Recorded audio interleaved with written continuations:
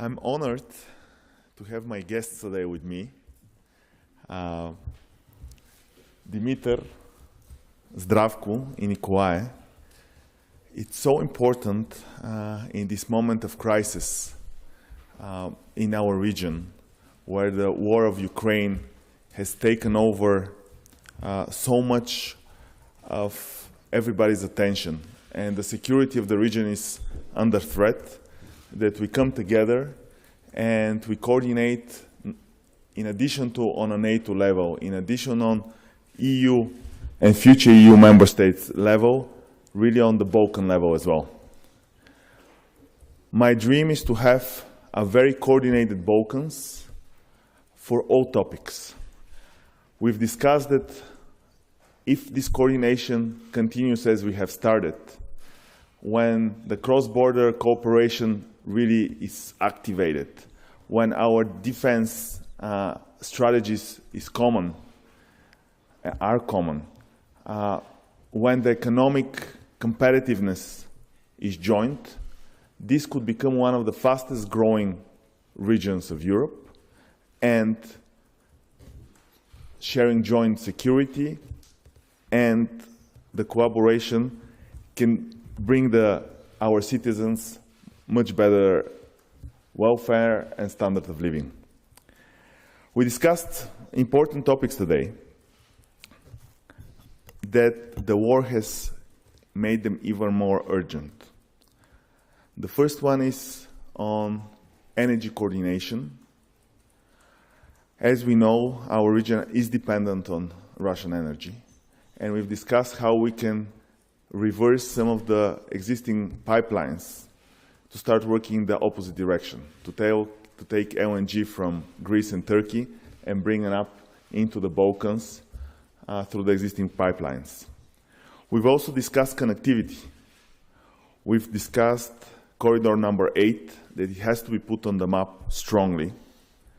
But not only the existing corridor number 8, but starting from Podgorica, going to Duras, Skopje, Sofia, Dimitrovgrad, Burgas, Varna, and at the same time, south-north corridor going from Alexandroupolis to Burgas, Varna, and Constanța.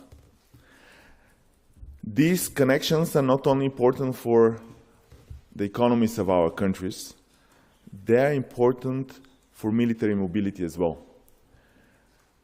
All NATO countries are talking about planes, investment in equipment, but these equipment, unless they're jointly working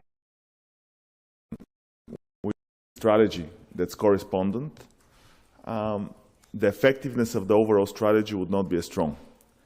We've also discussed that when we have expensive military systems, it's much better to coordinate on a local, regional level so that our investments are working jointly, and this coordination can create an overall synergy in our defense capabilities. We've also discussed the topic of migrants. As we know, Romania is right now the hardest hit with the highest number of refugees coming in. They've done a great job accepting those people and making them feel at home. We've discussed that as this conflict continues, we have to have a common strategy on that. Of course, we should talk about our EU partners and allies about a solidarity mechanism for some of those EU migrants, but also distribution within the region so that we can face this migrant wave. Food security is becoming a major topic as well. Food security in terms of availability of wheat, availability of oil. These are important topics, and we'll put our agricultural ministers to talk to each other to make sure that the food security of the region is protected.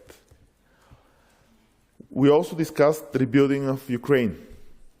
We hope that this next phase we'll see sooner than later, and together we can coordinate in this strategy and see how jointly we can help the rebuilding of Ukraine in the most productive and the most logical way. And the final point that it was mentioned is our joint topic of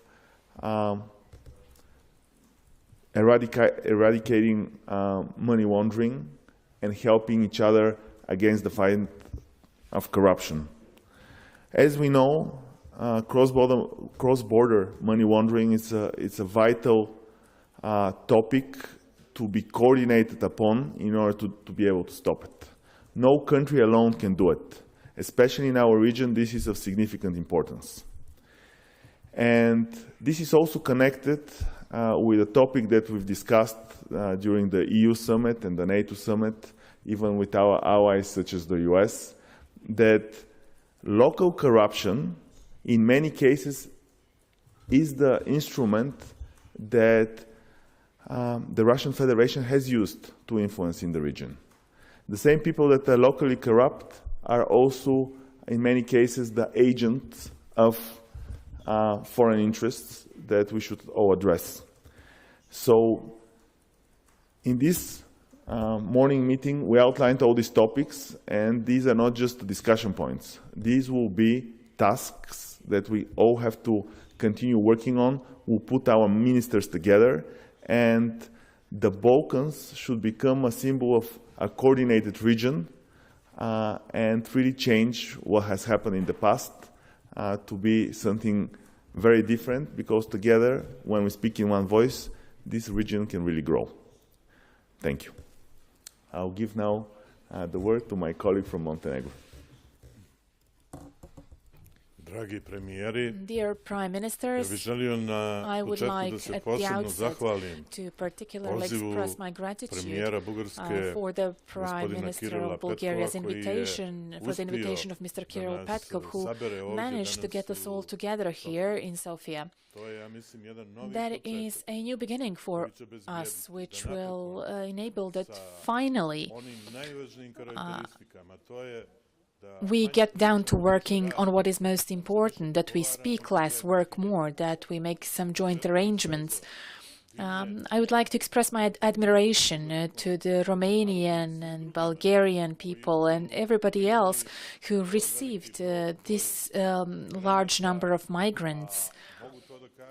And I can tell this because Montenegro, also during the Yugoslav crisis, for a period of time received around 200,000 refugees, and that was not simple at all, and this is not simple at all, and we should enable to all the refugees to have access to everything that your citizens have access to, and you're doing that in particular, and that is why my admiration is such. It seems like, the number of the refugees that Romania has received from Ukraine corresponds to the size of the entire population of Montenegro.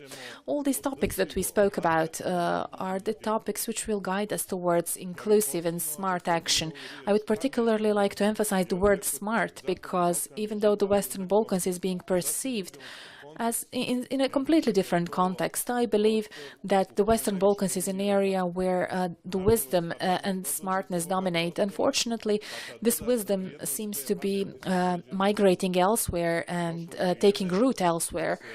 But now the time has come for us to join forces and to act on all grounds together in order to provide for a better future and better quality of life for all of our citizens.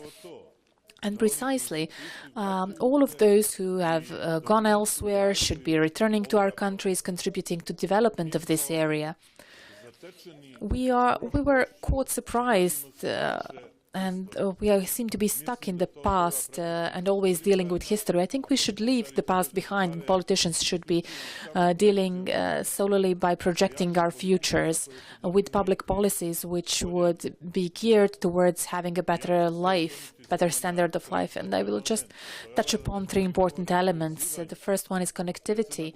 Montenegro was somehow left behind in this connectivity, and when we spoke about Adriatic Ionian Highway, Everybody was wondering how come that we are talking about that, but that's the only way in this 21st century to provide for several alternatives for the supply chains, regardless of what these supply chains are related to the area, to which area they are related to.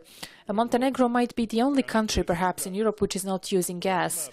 Our country has the potential, and now we are examining certain reservoirs of gas and oil, and I'm hopeful that this Greek-Romanian consortium will contribute to helping us start tapping into our gas and oil resources. Also, we have the port of Bar, which has major potential for the LNG, but if we do not get together, if we don't link or get more automated, the area that we inhabit will look like being different from the rest of Europe.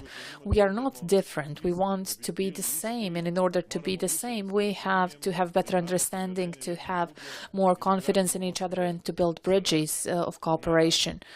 And of course, the third element, which seems to be most important, whether we are talking about military industry or other industries, we have to find some sort of modular approach in order to prove in practice that connectivity will result in economic benefits. And this certainly is a solid ground for all of us for the future meetings. And I'm hopeful that these meetings will be taking place even more frequently. This should allow us to make this being the best region in the world, not only in Europe. Thank you. Thank you, Kiril, first of all, for organizing this important meeting, which comes only a few days after the extraordinary meeting of NATO in Brussels. And today, as allies, we have sent another strong message of support and solidarity with Ukraine, but also for future coordination and increased communication between these four countries within the region. The meetings of the heads of governments of NATO countries in Southeast Europe is our regional contribution to better resilience and coordination in relation to the potential risks and threats of the consequences of the war and security and humanitarian crisis in Ukraine. This war in Ukraine has created a new reality in all ways of our living, and especially in terms of coordinating all the efforts in food production and supply chains stabilization, energy delivery and energy production, and also in the field of defense and military coordination. We have once again condemned Russia's military aggression against Ukraine, and we also, myself as a Prime Minister of North Macedonia, we support the territorial integrity and sovereignty of the country of Ukraine. The responsibility now is to face the new strategic reality in Europe and in European and the transatlantic security. The allies decisively reacted in this war conflict, and also all the countries have given their support not only to the Ukrainian people which are in Ukraine, but also for the Ukrainian people which fled their country and became refugees. North Macedonia had appropriately aligned its foreign policy with the European Union, as we share the same values with the European Union and with the NATO countries. I stressed that the EU enlargement is essentially becoming also a security policy, and that the stalemate in the process creates additional instability for the region, as has multiple negative tendencies and creates room for malicious influences by third countries. The delay in the EU accession process of the countries in the region creates dilemmas that could result in a decrease in citizens' trust in the European Union. However, in these challenging times, the Republic of North Macedonia remains strongly committed to maintaining good neighborly relations and promoting cooperation between the countries in our region. Our commitment is to remain focused on promoting those values and principles during our forthcoming OSCE chairmanship in 2023, as well as to use the potential of other regional initiatives to better connect, understand, and to coordinate between each other. Thank you. Good afternoon, ladies and gentlemen. I am very pleased to meet my colleagues Zdravko, Kiril, and Dimitar. And I would like also to thank to my friend Kiril for convening this meeting and for his hospitality. Today's meeting provided a timely opportunity to deepen consultations on the consequences of Russia's invasion of Ukraine on the security of southeastern Europe. These discussions are timely follow-up to the NATO summit in Brussels last week. Russia's war of choice against Ukraine gravely affects the security climate in the Black Sea and Southeast Europe regions. Coordination in the southeastern part is a must, and today we did just that. Togetherness is the key in any conflict management. That is why, together with my colleagues, we have decided to stand firm in our strategic orientation towards the Euro-Atlantic values. Today we discussed how to develop our cooperation as NATO allies in order to strengthen NATO's posture of deterrence and defense in the eastern flank. On the eastern flank. Our countries have already a strong expertise of regional cooperation in the field of defense that can be capitalized towards this goal.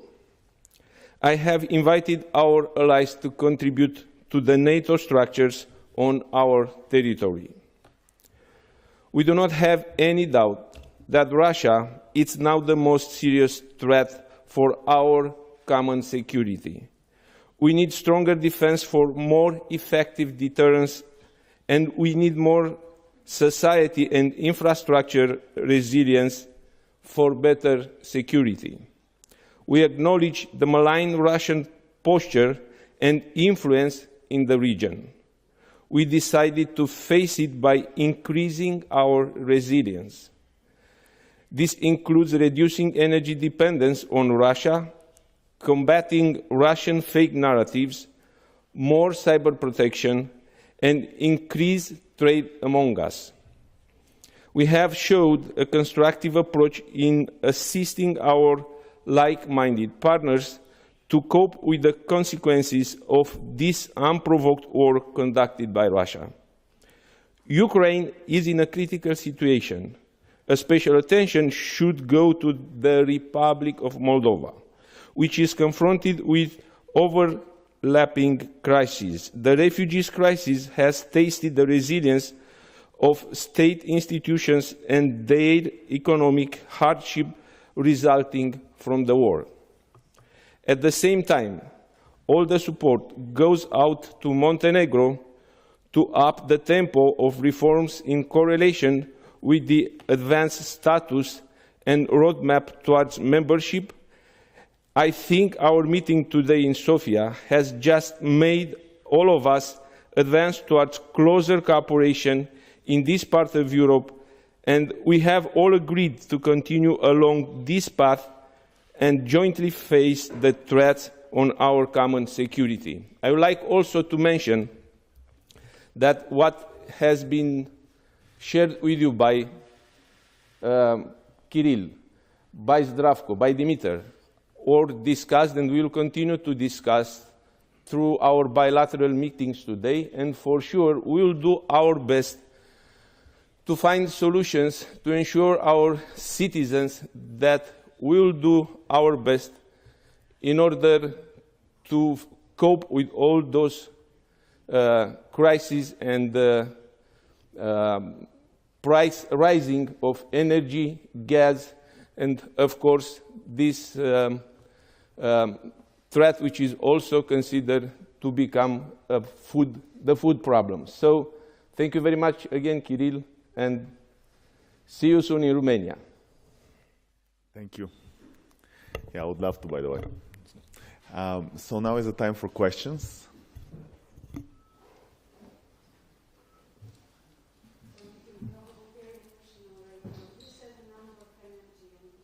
Infrastructure projects. Did you prioritize one of them? Did you set any deadlines?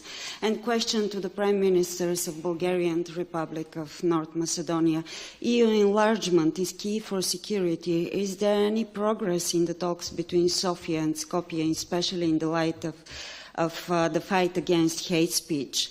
And if you allow me, just one question for Prime Minister Kiril Petkov.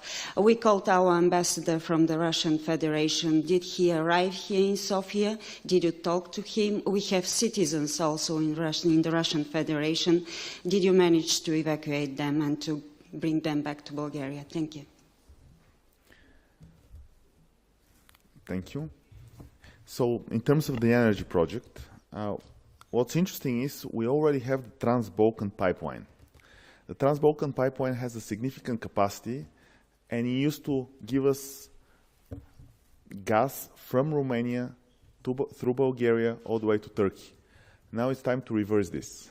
Now it's time to see how we can use gas from Turkey and from LNG from Greece to bring back this gas back into Romania, into the circle of the Bulgarian infrastructure that has already ability to deliver into the Balkans this gas. We've also spoken that this connection would go to North Macedonia as well. So what we talked about, and Nicolae said very well, the war has brought us to move very fast, and in many cases we have to turn our strategy 180 degrees. That's true for the gas direction as well. What used to flow from the north now has to flow from the south.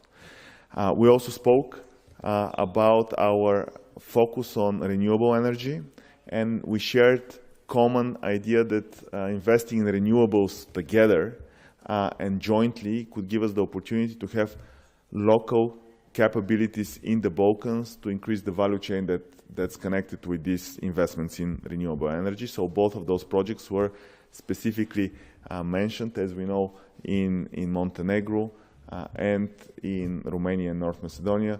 This is a major focus.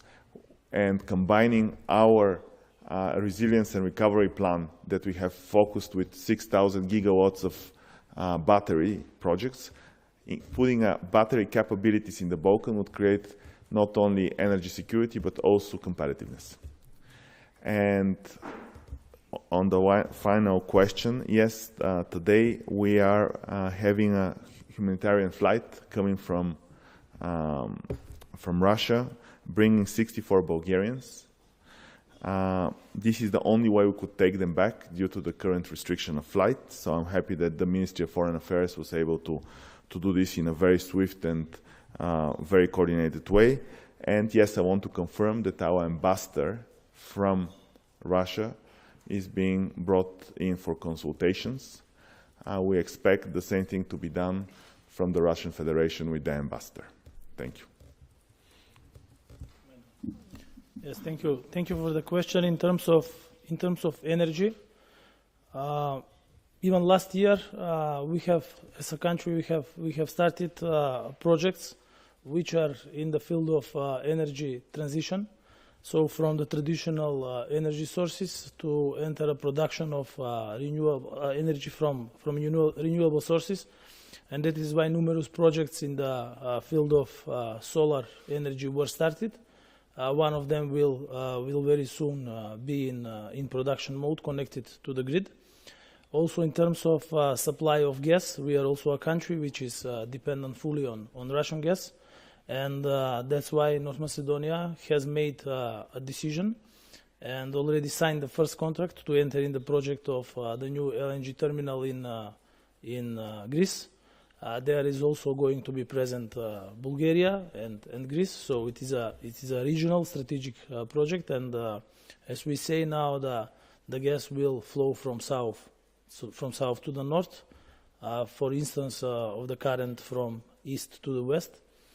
We also work on the interconnection of the gas pipeline from Greece to North Macedonia, which is a project practically in a final stage of its implementation. Another aspect of the energy is the connectivity, the grid.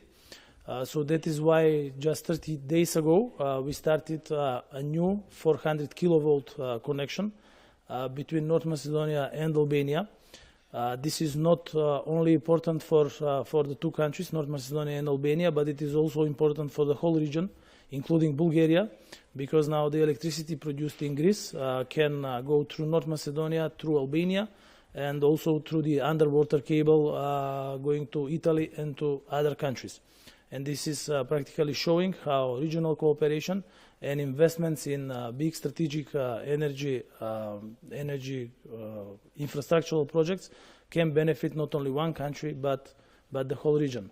In terms of your question related to the open talks which we have with the government of Bulgaria, as you know, on the first day of practically in the first weeks of our mandates, we started a new dialogue, which is grounded on issues which are forward-looking, and that is why we created working groups in the field of economy, infrastructure, European integration, education, culture, and they are really giving results. As you know, that already practical projects from the perspective of companies, of the institutions within the countries, and from the perspective of citizens are in place. We have improved communication between our educational institutions. We already have an operational airline between Sofia and Skopje, and our ministers are hands-on working on infrastructural projects which are connecting the both countries. In terms of the political questions, the ministries of foreign affairs are working between themselves. They are on a level of exchange of ideas and documents. But there is still not a final document which has been agreed, and as soon as this will happen, then we can share it with the relevant institutions within the countries. In terms of the dialogue and in terms of the way of speaking, I believe that communication between two neighboring countries has to be grounded of values of cooperation, of European values, of mutual understanding, trust, and respect. And this is the way neighboring countries should communicate between themselves. And this is the narrative which is now dominant and which is set between the two prime ministers, between the two governments, and between the institutions. As always, there will be marginalized small groups which do not want to see this dialogue go into the right direction. But I believe that now we have a communication, and we have a media which is dominated by positive and by cooperative news between the two countries, which practically can be seen now happening. Thank you. Diana Drašković, televizija Crne Gore. Diana Drašković, TV Montenegro. I have a question for the Prime Minister of Bulgaria, Kiril Petkov. How do you see Montenegro? You talked about the lack of food supply, major problems that the Western Balkans countries are facing. How do you see the position of Montenegro?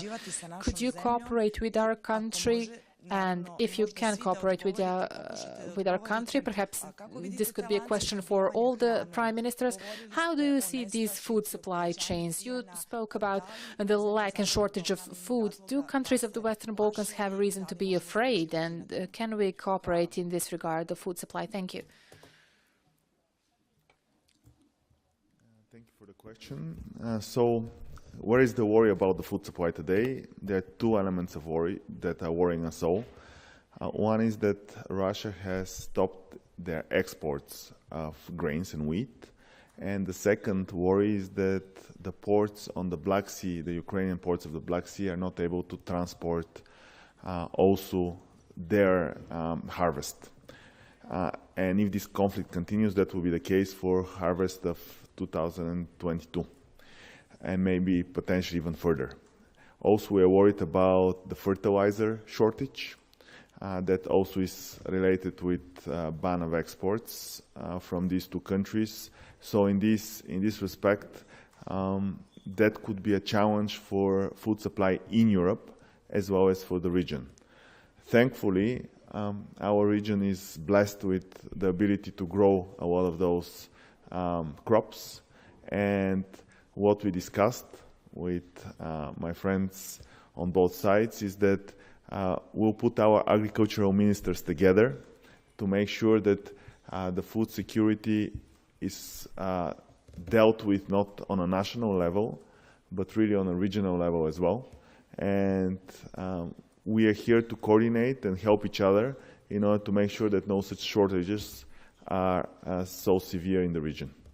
So I think that's a major continuation to our this morning's discussion, and we've agreed even with the Minister of Montenegro to very quickly speak with the ministers of the other countries to arrange for some direct solutions on this shortage issue. Thank you.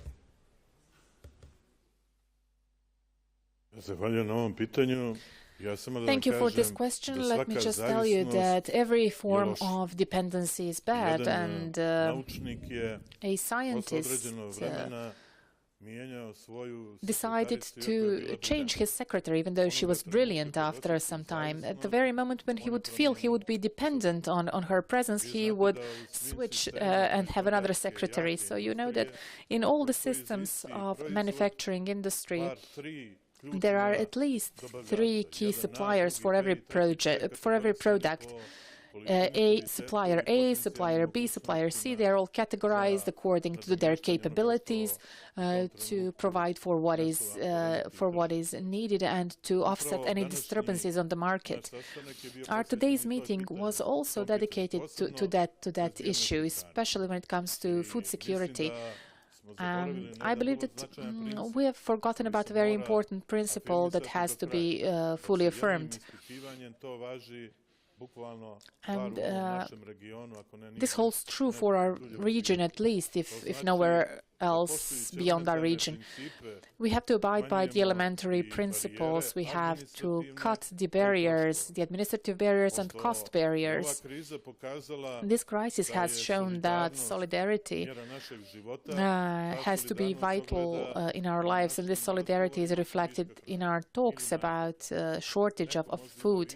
Perhaps some have surplus of food, some have shortage. Let us strike the right balance to the satisfaction of both sides. You know very well that what Kiril mentioned about money laundering is something where the supply chains function impeccably. So why wouldn't these supply chains function impeccably also when it comes to our cooperation, to our trade? We have all the preconditions, we have good political will, and we want to establish trust, and that's how we will solve many problems. Thank you. I do believe it's important to mention that so far we don't face any problem regarding the food supply, and of course there are problems regarding food chain of supply because of the Russians' invasion of the Ukraine and all the other sanctions applied to Russia. And in this respect, we have to evaluate all those impacts. We were discussing how we can support each other, and one of the main aspects which has been raised is the problem of fertilizers.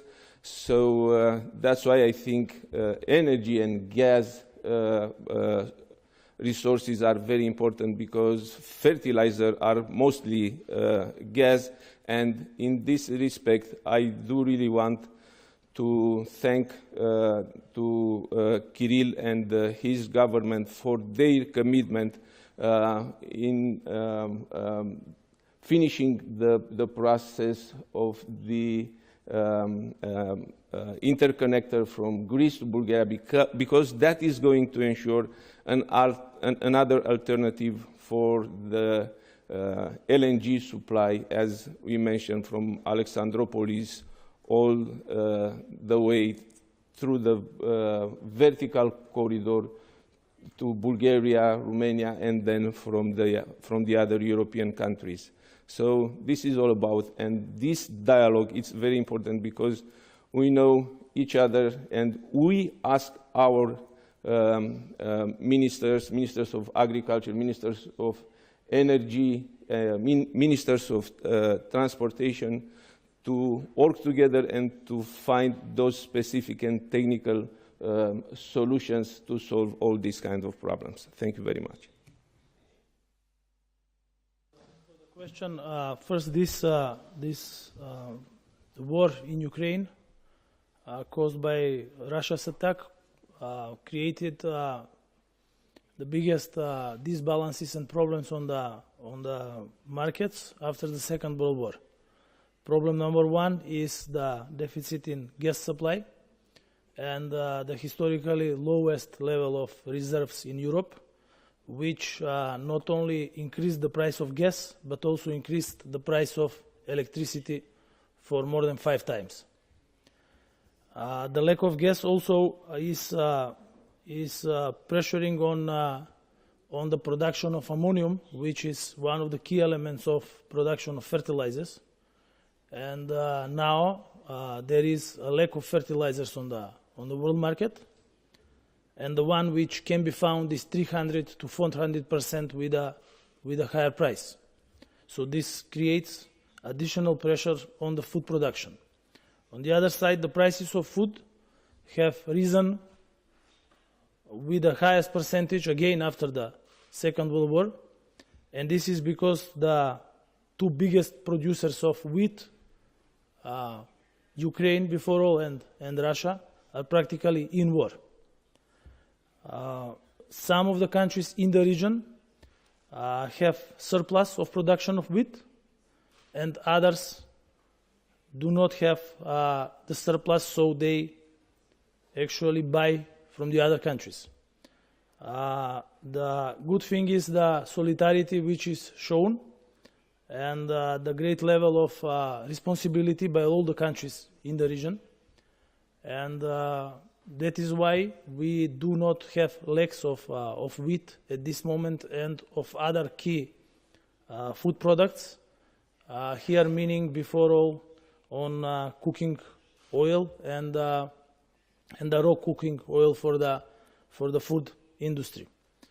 Not only today, we are in communication between each other all the time. So with Kiril, we had phone calls even during the weekend, and our relevant ministers are in constant communication and coordination, because we have to ensure that in this biggest crisis which Europe and the world have seen and faced after the Second World War, we will ensure food and all the necessary ingredients for our citizens, because this is our responsibility in these crisis times.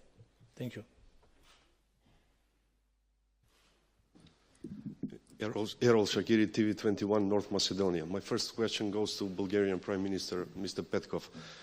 Since the start of the Russian aggression in Ukraine, we hear loud and clear voices from Brussels and all the EU member countries that the integration of the Western Balkans should start immediately, especially for North Macedonia and Albania, which is now not just a matter of urgency, but it is also a security matter after all that happened. However, 10 days ago, Prime Minister Kovacevski, he met with Commissioner Borrell. He gave an expected diplomatic answer that for North Macedonia, that we should resolve the bilateral dispute first and then start the negotiations.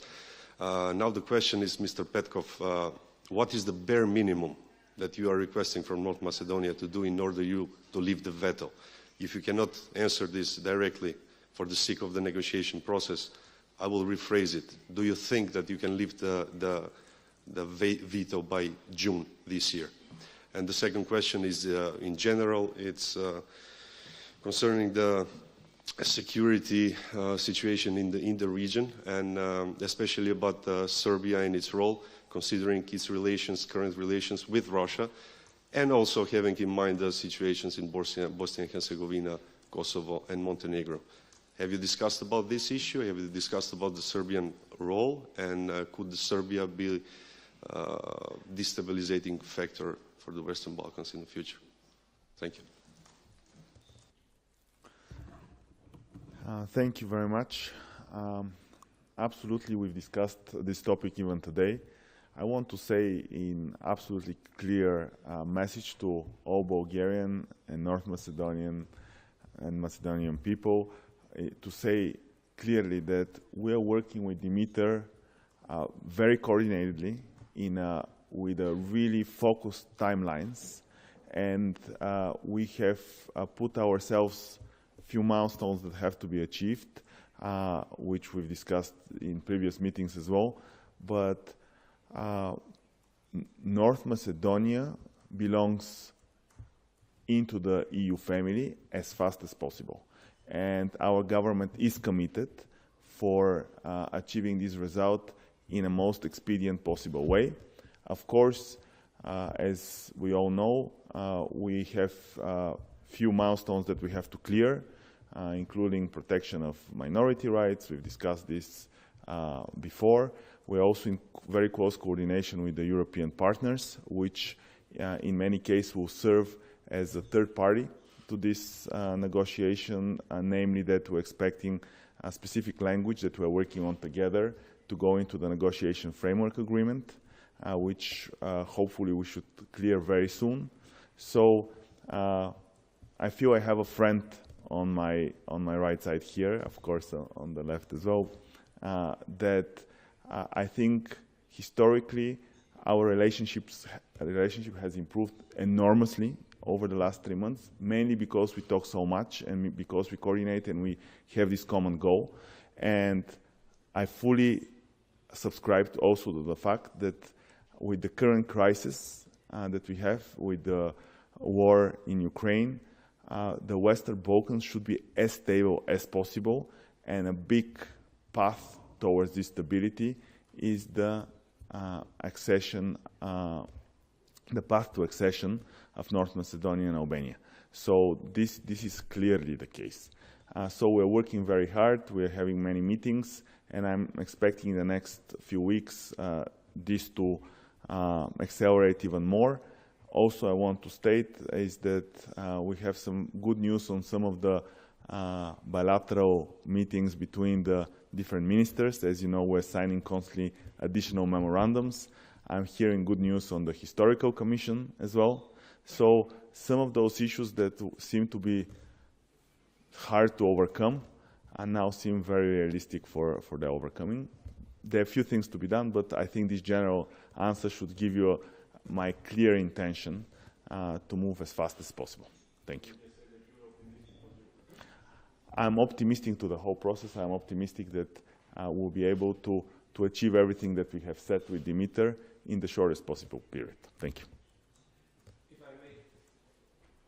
During our discussions, I do reiterate the merit-based strong support from our side to all the Balkan countries' endeavor to join EU as soon as possible. Thank you.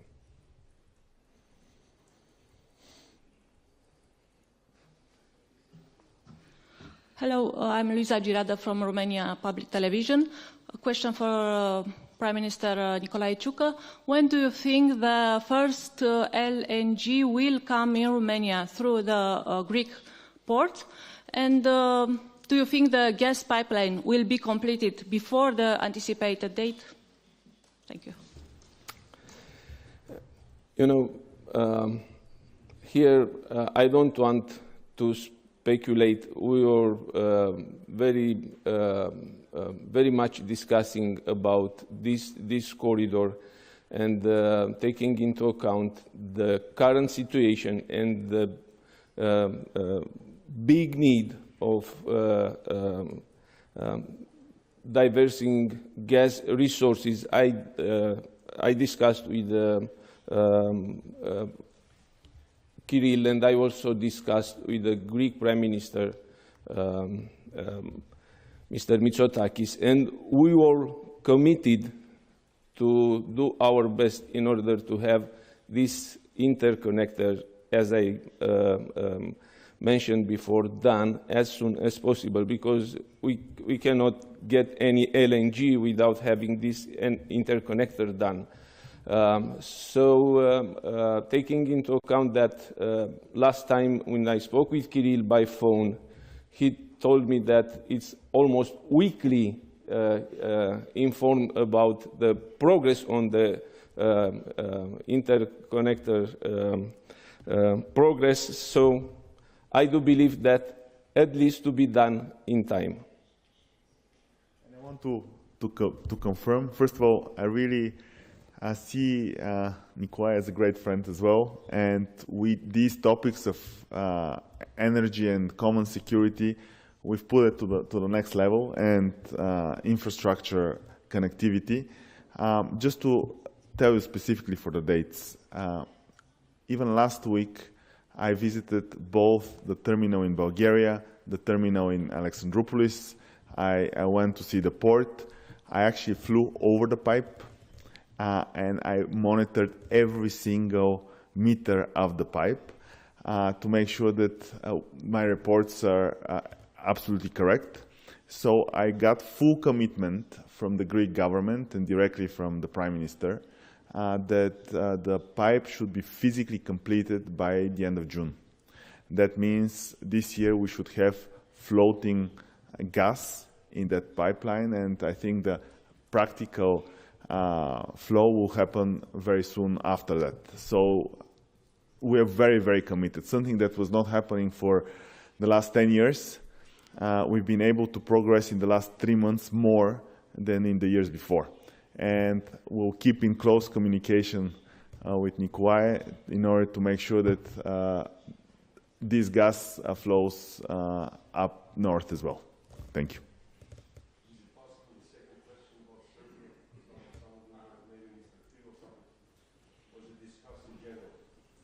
Ja ću vam da kažem ono što vjerovatno vi ne očekujete. Something that you probably don't expect. I think that the Western Balkans was a gunpowder keg, and it's no longer like that. The first reason is the fact that at least myself and the generation of people who are older than me have a very good recollection of what was going on in former Yugoslavia, and this recollection gives all the politicians just one message, that this should never happen again.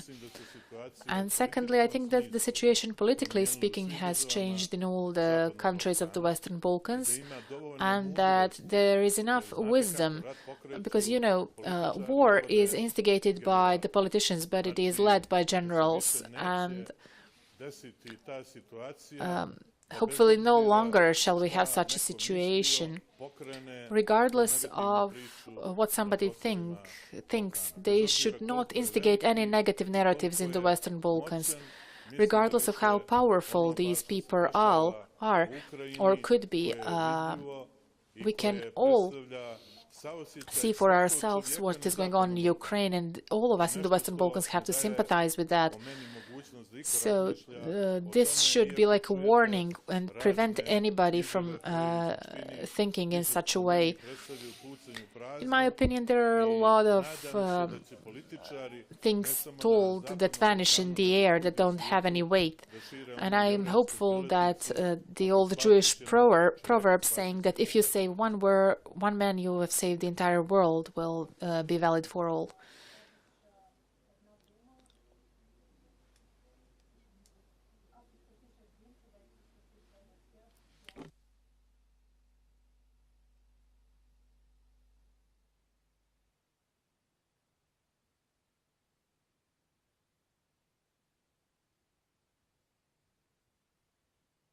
I will not yet go into full specifics, but I was Neću informed by the historical konkretizovati commission that detalje, ali especially Komisija za for, istorijska pitanja me je izvijestila the very important historical o nekim važnim they're now in full agreement. istorijskim I'll give you ličnostima, odnosno njihovom tretmanu. Progress has been Daću vam done neke on these detalje historical uskoro. issues, Došli smo do napretka po in tim a stvarima. very constructive and realistic way, which opens up our negotiation speed to be accelerated.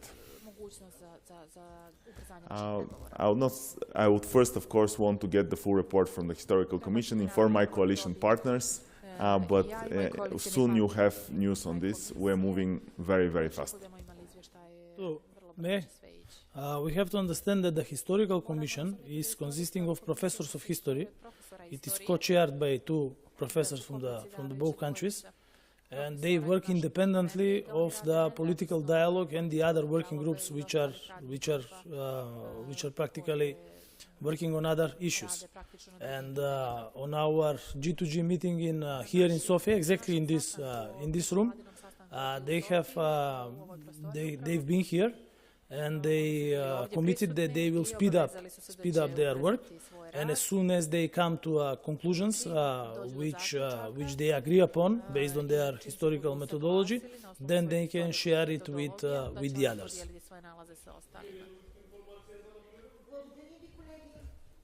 Thank you so much, everybody, and see you soon.